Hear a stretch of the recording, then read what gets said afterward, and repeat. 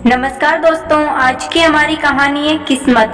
चंदन नगर का राजा चंदन सिंह बहुत ही पराक्रमी एवं शक्तिशाली था। उनका राज्य भी धन धान्य से पूर्ण था। राजा की ख्याति दूर दूर तक फैली थी। एक बार चंदन नगर में एक ज्योतिषी पधारे। उनका नाम था भद्रशील। उनके बारे में विख्यात था वह बहुत ही पहुंचे हुए ज्योतिषी हैं और किसी के भी भविष्य के बारे में सही से बता सकते हैं। वह नगर के बाहर एक छोटी सी कुटिया में ठहरे थे। उनकी इच्छा हुई कि वह भी राजा के दर्शन करें। उन्होंने राजा से मिलने की इच्छा व्यक्त की और राजा से मिलने की अनुमति उन्हें सहर्ष मिल गई। राज दरबार में राजा ने उनका हार्दिक स्वागत किया। चलते समय राजा ने ज्योतिषी को कुछ हीरे जवाहरात देकर विदा करना चाहा, परंतु ज्योतिषी ने यह कहकर मना कर दिया कि वह सिर्फ अपने भाग्य का खाता है। राजा की दी हुई दौलत से वह अमीर नहीं बन सकते। राजा ने पूछा, इससे क्या तात्पर्य है आपका गुरुदेव? कोई भी व्यक्ति अपनी किस्मत और मेहनत से गरीब या अमीर होता है। यदि राजा भी किसी को अमीर बनाना चाहे तो नहीं बन सकता। राजा की दौलत भी उसके हाथ से निकल जाएगी। यह सुनकर राजा को क्रोध आ गया। गुरुदेव, आप किसी का हाथ देखकर ये बताइए कि उसकी किस्मत में अमीर बनना लिखा है, गरीब में उसको उल्ट कर दिखा दूंगा। राजा बोले, ठीक है, आप ही किसी व्यक्ति को बुलाइए, मैं बताता हूँ उसका भविष्य और भाग्य। ज्योतिषी ने शांतिपूर्वक उत्तर दिया। राजा ने अपने मंत्री को चुपचाप कुछ आदेश दिया और कुछ ही क्षणों में एक सजा धजा नौजवान ज्योतिषी के सामने हाजिर था। ज्योतिषी भद्रशील ने ध्यान से उस व्यक्ति का माथा देखकर फिर हाथ देखकर कहा, यह व्यक्ति गरीबी में जन्मा है और जिंदगी भर गरीब ही रहेगा। इसे खेतों और पेड़ों के बीच कुटिया में रहने की आदत है और वहीं रहेगा। राजा चंदन सिंह सुनकर हैरत में पड़ गया।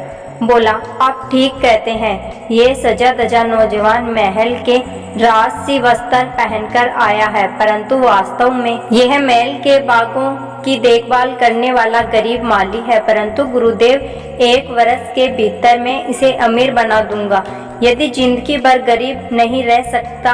राजा का घमंड देखकर ज्योतिषी ने कहा, ठीक है, आप स्वयं आजमा लीजिए, मुझे आज्ञा दीजिए। और ज्योतिषी वीरभद्रशील चंदन नगर से चले गए। राजा ने अगले दिन माली दयाल को बुलाकर एक पत्र दिया और साथ में यात्रा करने के लिए कुछ धन दिया। फिर उससे कहा, यहाँ से 100 कोस दूर बालीपुर में मेरे परम मित्र भानु प्रताप रहते हैं, वहाँ जाओ और यह पत्र उन्हें दे आओ। सुनकर दयाल का चेहरा लटपटा गया। वह पत्थर लेकर अपनी कुटिया में आ गया और सोचने लगा, यहाँ तो पेड़ों की थोड़ी बहुत देखभाल करके दिन भर आराम करता हूँ, अब इतनी गर्मी में इतनी दूर जाना पड़ेगा। परंतु राजा की आज्ञा थी, इसलिए अगले दिन सुबह तड़के वह चंदन नगर से पत्थर लेकर निकल गया। 2 गांव पार करते करते वह बहुत थक चुका था और धूप चढ़ने लगी थी। इस कारण उसे भूख और प्यास भी जोर से लगी थी। वह उस गांव में बाजार से भोजन लेकर एक पेड़ के नीचे खाने बैठ गया। अभी आधा भोजन ही कर पाया था कि उसका एक अन्य मित्र जो खेती ही करता था मिल गया। दयाल ने अपनी परेशानी अपने मित्र टिक्कम को बताई। सुनकर टिक्कम हंसने लगा। बोला, इसमें परेशानी की क्या बात है? राजा के काम से जाओगी, खूब आओ भक्त होगी। तुम्हारी जगह मैं होता तो खुशी खुशी जाता।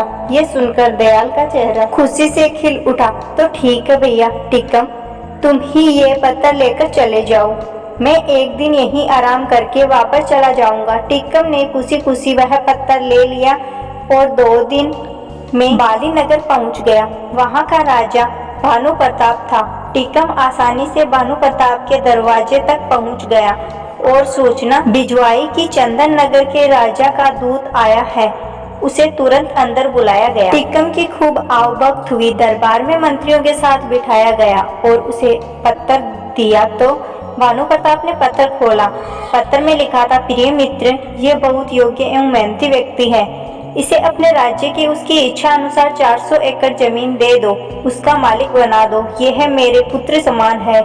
यदि तुम चाहो तो इसे अपनी पुत्री का विवाह कर सकते हो। वापस आने पर मैं भी उसे अपने राज्य के 5 गांव इनाम में दे दूंगा।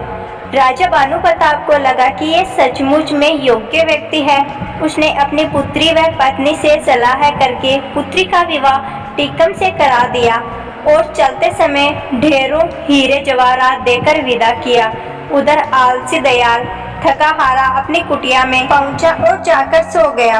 2 दिन सोता रहा, फिर सुबह उठकर पेड़ों में पानी देने लगा। सुबह जब राजा अपने बाग में घूमने निकले तो दयाल से पत्थर के बारे में पूछा। दयाल ने डरते डरते सारी राजा को बात बता दी। राजा को बहुत ही क्रोध आया और साथ ही ज्योतिषी की भविष्यवाणी भी याद आई, परंतु राजा ने सोचा कि कहीं भूल चूक भी हो सकती है, अतः वह एक बार फिर प्रयत्न करके देखते हैं कि दयाल को धनी किस प्रकार बनाया जाए। 3-4 दिन पश्चात दयाल राजा का गुस्सा कम करने की इच्छा से खेत से बड़े बड़े तरबूज तोड़कर लाया और बोला, सरकार इस बार फसल बहुत अच्छी हुई है, देखिए खेत में कितने बड़े बड़े तरबूज हुए हैं। राजा खुश हो गया।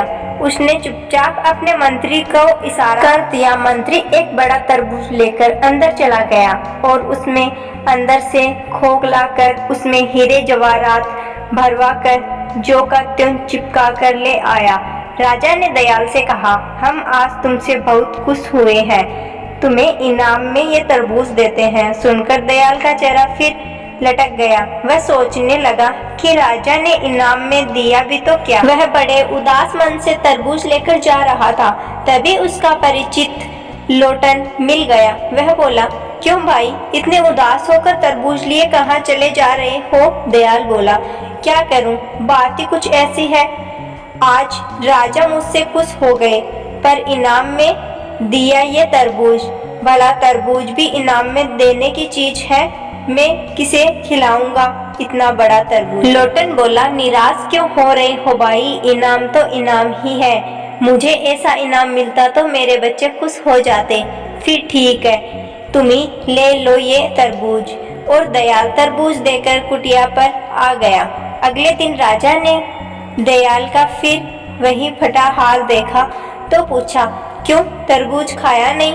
दयाल ने सारी बात चुपचाप बता दी। राजा को दयाल पर बड़ा क्रोध आया, पर वह क्या। अगले दिन दयाल ने लोटन को बड़े अच्छे अच्छे कपड़े पहने बग्गी में जाते देखा तो उसके आश्चर्य का ठिकाना न रहा। दयाल ने अचानक धनी बनने का राज लोटन से पूछा तो उसने तरबूज का किस्सा बता दिया। सुनकर दयाल हाथ मारकर रह गया। तभी उसने देखा कि किसी राजा की बारात सी आ रही है। उसने पास जाकर पता किया तो पता लगा कि कोई राजा अपनी दुल्हन को ब्याह कर ले जा रहा था।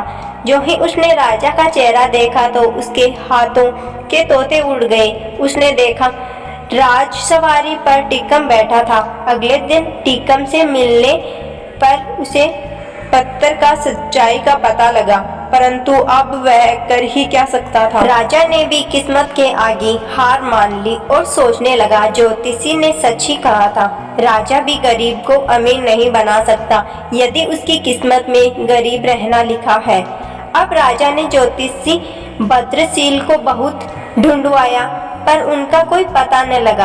आशा करती हूँ दोस्तों आज की मेरी ये कहानी आपको अच्छी लगी होगी। अगर कहानी अच्छी लगी है तो मेरे चैनल को सब्सक्राइब जरूर कीजिएगा। धन्यवाद।